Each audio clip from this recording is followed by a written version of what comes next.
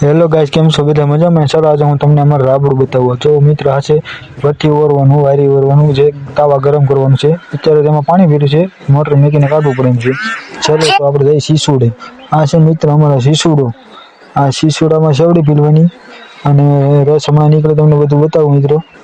અહીંયા શીસોડામાં સેવડી પીલાય અને જો એ ઓલા તાવ આ છે મોટા મશીન ફેન પટી ગયેલું છે. જો આ છે તાવા, આ ના ધવાડા નીકળે, આ તાવામાં રસ આવે બધે.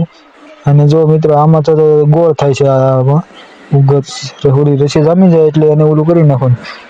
તો જો લીધું મિત્ર. ચાલો તો આપણે માલપાજીને જોઈએ કેવી રીતે ગોળ ઓલું ઠંડો કરવામાં આવે છે. જો મિત્રો, આ છે ગોળના ડબ્બા મેકવાનું કોલ્ડ રૂમ. તો ચાલો હું તમને આજે કોલ્ડ રૂમ ગોળ કે આ પિલાણીયાનો સામાન છે.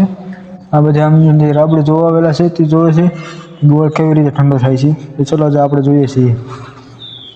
બલદેવભાઈ બધે પૂગી ગયેલા લાગે અહીંયા તો. જો મિત્રો, આમાં થાય છે ગોળ ઠંડો થાય પછી તેલના ડબ્બા આવે ને ભરી જ લેવાના, પછી કોલ્ડ રૂમમાં મેં